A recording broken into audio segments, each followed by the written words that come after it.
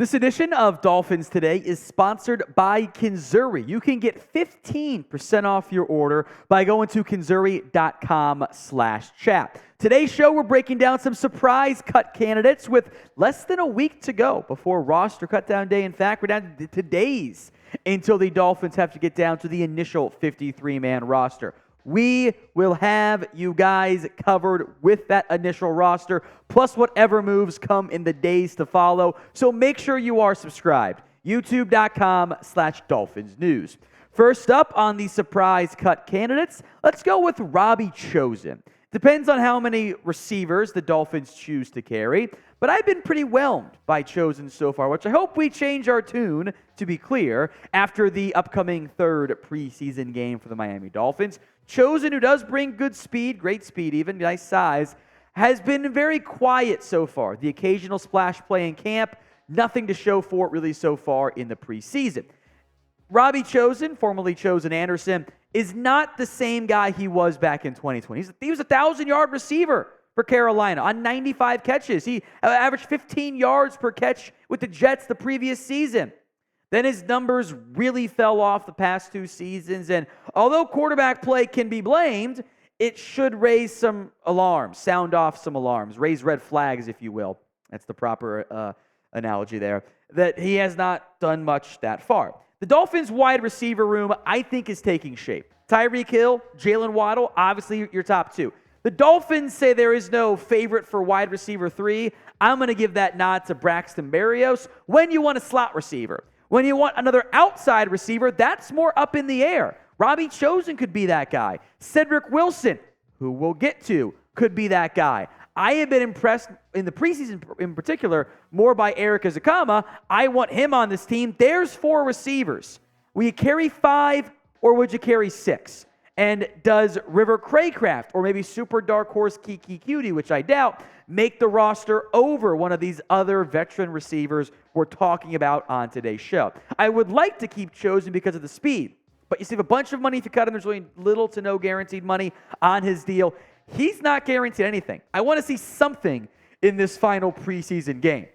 So what would you do with Robbie Chosen? Remembering, he does not help you on special teams. And normally, wide receiver 5 or lower has to help you in that area. K for you'd keep him, C for you would cut him. Sound off in the comment section.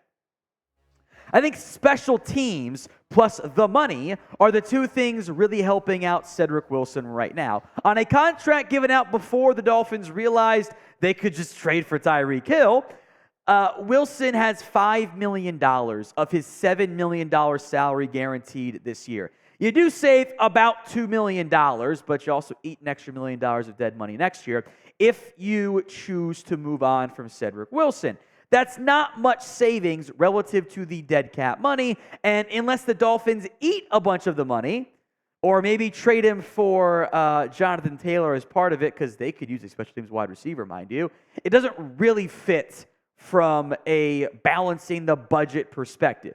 Wilson was a big-time disappointment last year, as even Trent Sherfield found a way to outperform, outplay Cedrick Wilson. He flashed for the Cowboys back in 2021, which maybe that was just right place, right time, benefiting from quarterback play or whatever. Maybe just flash in the pan, because that last year from Cedrick Wilson with another good quarterback for the most part, and even when healthy, he wasn't making an impact there. I don't really know what to expect from Wilson moving forward. The money in special teams makes me think he stays, but you can't rule it out altogether. Now, today's show is made possible by Kinzuri. Have you ever wished you were a little bit taller? Maybe you matched on Tinder, but her profile says you got to be over 6 foot. Maybe your date wants to wear heels, but you can't because it'll make her taller than you. I'm not saying Willie Finns ran into that issue, but I'm also not saying it. We got Short Kings covered with today's sponsor, Kinzuri. They make shoes that make it to 2.8 inches taller without anyone knowing.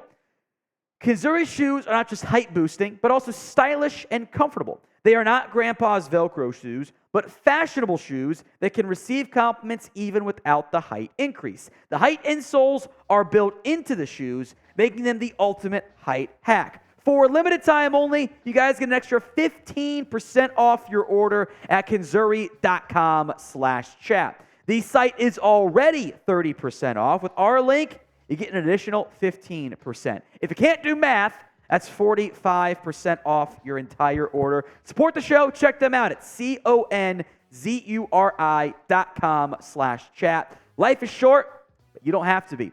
Check the comments section and the description of today's show. Next up is Eric Saubert, who I had kind of pegged as the tight end 2 on this team. And despite some decent guarantees in terms of his contract, the Dolphins would save about $835K. And that tends to be negated for the most part by whoever you would keep over him on your active roster. But hey, it is still some savings, technically speaking, either way. Saubert is currently banged up, going to miss a week or two. And I think there are better options right now in that tight end room. I have been whelmed with what we've seen so far from Saubert. Over the course of his career, best as a blocker.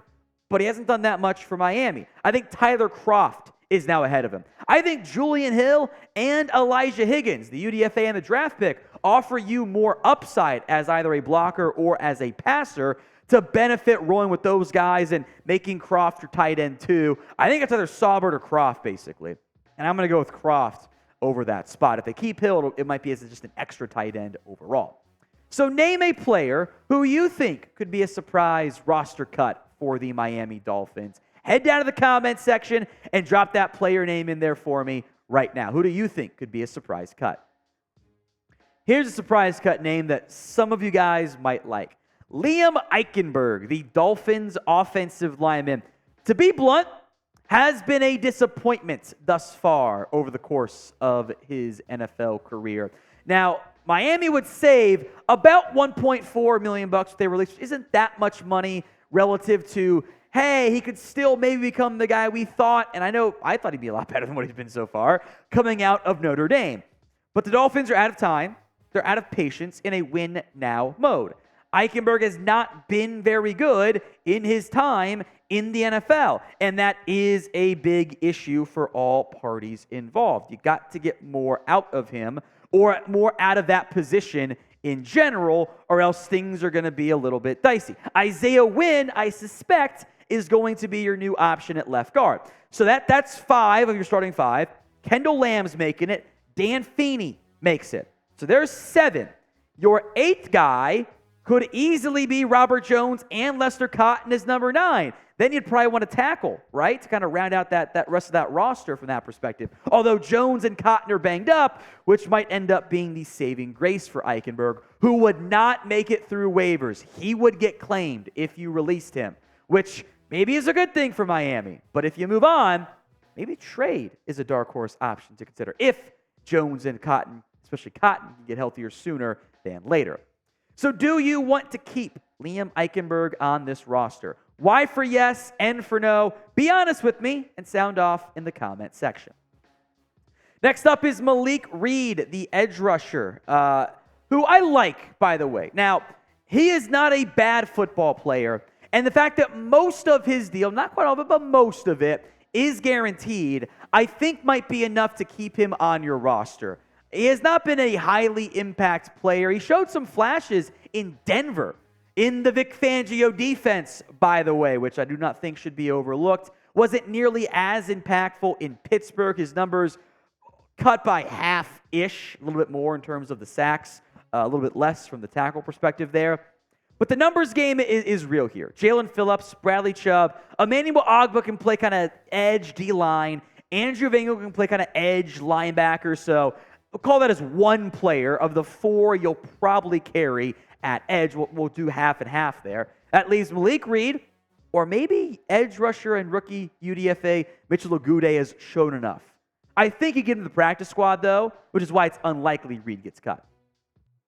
The most obvious cut name on this list, though, is Keion Crossen, who, look, he's finally healthy. He had missed a bunch of time. Now he's back. Now he's good to go.